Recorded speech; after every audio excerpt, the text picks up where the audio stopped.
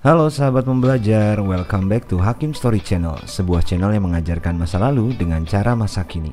Dalam video singkat ini, saya akan menjelaskan tentang sumber sejarah. Setiap ilmu pengetahuan selalu memiliki sumber untuk dijadikan legal standing dalam mengkonstruksi pengetahuannya. Begitupun dalam ilmu sejarah, juga memiliki sumber sejarah. Nah, apa itu sumber sejarah? Bagaimana sifat-sifat sumber sejarah? Serta bentuk-bentuk sumber sejarah? Tonton sampai habis ya. Namun sebelum itu, jangan lupa dukung terus channel ini dengan menekan tombol subscribe, like, dan share. Oke, kita intro dulu ya.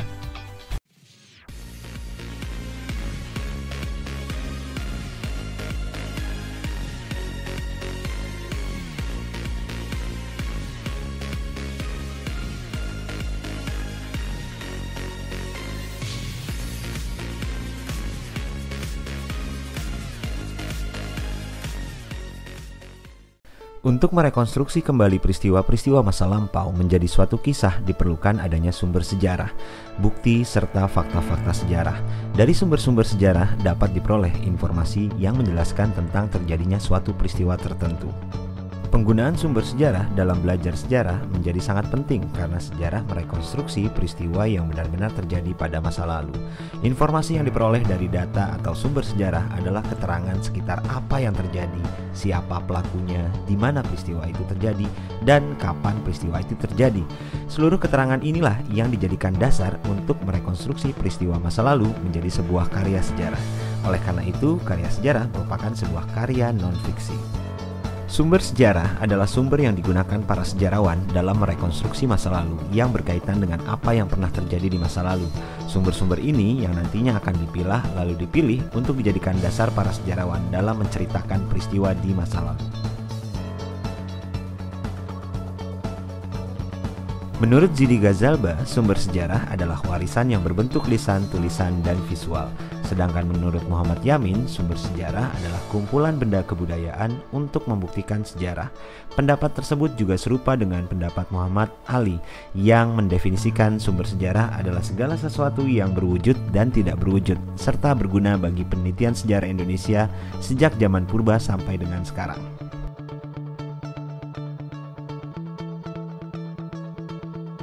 Untuk lebih memahami, sumber sejarah dibagi ke dalam beberapa golongan, yaitu berdasarkan bentuknya dan berdasarkan sifatnya.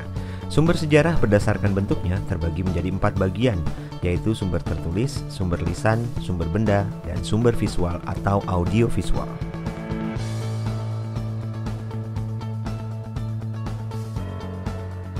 Dari keempat bagian tadi, penjelasannya sebagai berikut. Yang pertama, sumber tertulis. Sumber tertulis merupakan sumber sejarah yang diperoleh melalui peninggalan-peninggalan tertulis. Contoh dari sumber tertulis yang dapat dijadikan sumber penelitian seperti laporan, prasasti, surat kabar, surat pribadi, catatan harian, serta autobiografi.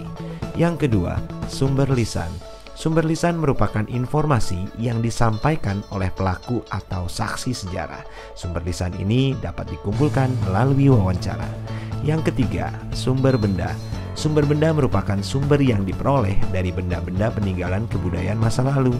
Sumber benda biasanya disebut artefak. Sumber benda yang biasa digunakan sebagai sumber sejarah antara lain bangunan, fosil, arca, patung, candi, menara, dan benda-benda lain yang terkait dalam peristiwa sejarah. Yang keempat, sumber visual atau audiovisual. Sumber visual merupakan sumber yang bisa dilihat secara langsung dengan indera mata. Sumber visual yang biasa digunakan sebagai sumber sejarah biasanya berupa foto, poster, atau lukisan. Sumber audiovisual merujuk pada sumber berupa suara dan komponen gambar. Sumber audiovisual dapat berupa film dokumenter mengenai peristiwa sejarah, berita mengenai peristiwa sejarah yang ditayangkan di televisi atau diunggah di media sosial.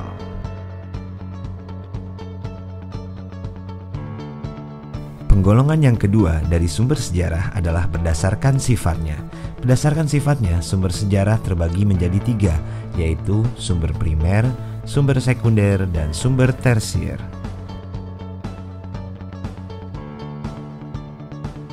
Sumber primer disebut sebagai sumber utama atau sumber asli.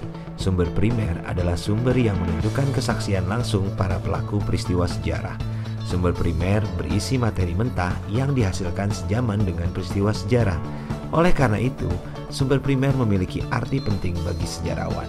Sumber primer dapat berupa kesaksian langsung dari pelaku sejarah, naskah perjanjian, arsip, dokumentasi pemerintah, data statistik, foto, bangunan, dan benda arkeologi. Sumber sekunder adalah kesaksian dari seseorang yang tidak terlibat langsung dalam peristiwa sejarah. Sumber sekunder biasanya berisi informasi atau keterangan dari orang yang tidak hadir dalam peristiwa yang dikisahkan. Sumber sekunder juga dapat berupa buku-buku yang ditulis oleh sejarawan. Contoh sumber sekunder adalah laporan penelitian dan terjemahan kitab-kitab kuno.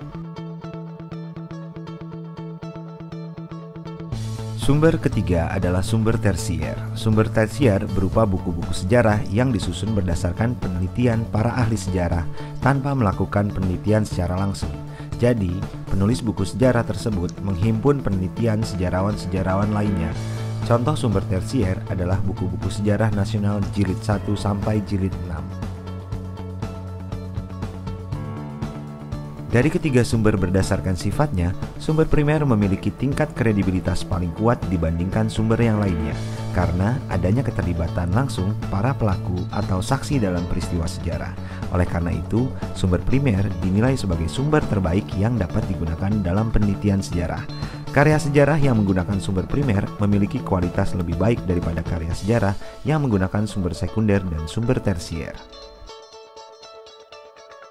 Fakta dalam pengertian sehari-hari adalah realitas. Seseorang tidak akan mungkin mengingkari realitas. Lantas, apa yang dimaksud dengan fakta sejarah? Fakta sejarah merupakan fakta-fakta yang berhubungan langsung dengan peristiwa sejarah. Menurut Sartono Kartodirjo, fakta merupakan produk dari proses mental atau memorisasi. Oleh karena itu, fakta telah mengandung unsur subjektif, yaitu unsur-unsur subjek dalam hal ini penulis sendiri. Dengan demikian, fakta bersifat relatif atau dapat berubah. Fakta dapat berubah jika ditemukan data atau sumber baru yang lebih dapat dipercaya.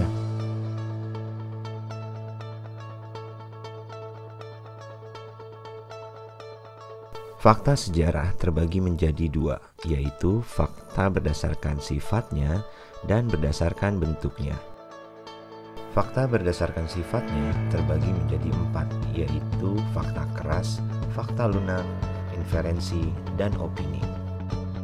Fakta keras dapat diartikan sebagai fakta yang sudah diterima sebagai suatu peristiwa yang benar dan tidak diperdebatkan lagi. Dengan demikian, informasi yang diperoleh dari fakta keras bersifat tegas dan pasti.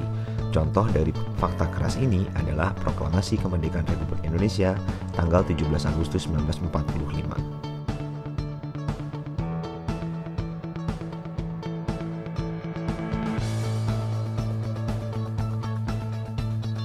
Fakta lunak merupakan kebalikan dari fakta keras. Fakta lunak masih perlu dibuktikan kebenarannya. Untuk menguji kebenaran fakta-fakta itu, sejarawan harus mendapatkan bukti-bukti yang kuat. Para sejarawan melalui penelitian sumber-sumber sejarah mencoba mengolah fakta-fakta tersebut sehingga bisa dimengerti.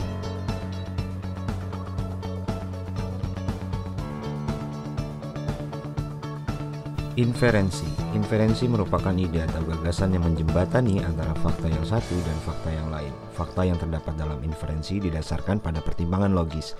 Sebagai contoh, pada Mei 1965, Subandrio menerima dokumen Gilchrist yang di dalamnya tertulis Our Local Army Friends.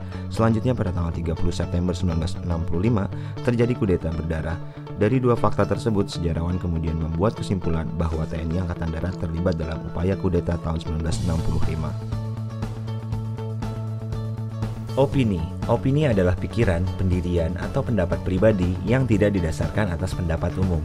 Opini bisa berupa tulisan dalam buku, surat kabar, atau pernyataan lisan. Berdasarkan bentuknya, fakta sejarah terbagi menjadi 3, yaitu artefak, fakta sosial, dan fakta mental. Artefak adalah benda-benda peninggalan masa lampau. Artefak dapat berupa bangunan dan benda-benda arkeologi seperti candi, patung, dan perkakas. Benda-benda tersebut dapat menjadi bukti tingginya tingkat kehidupan masyarakat pada saat itu. Selain itu, keberadaan benda tersebut dapat memberikan gambaran hubungan sosial, suasana alam, pikiran, dan kepercayaan suatu masyarakat. Fakta sosial. Fakta sosial adalah fakta yang berdimensi sosial. Fakta sosial menggambarkan keadaan sosial, suasana zaman, dan sistem kemasyarakatan pada masa lalu. Fakta mental. Fakta mental adalah kondisi yang menggambarkan suasana pikiran, perasaan batin, kerohanian, dan sikap yang mendasari suatu karya cipta. Fakta mental berhubungan dengan perilaku ataupun tindakan moral manusia yang mampu menentukan baik buruknya kehidupan manusia, masyarakat, dan negara. Demikian video singkat mengenai sumber sejarah dan fakta sejarah. Semoga bermanfaat dan sampai jumpa di story selanjutnya.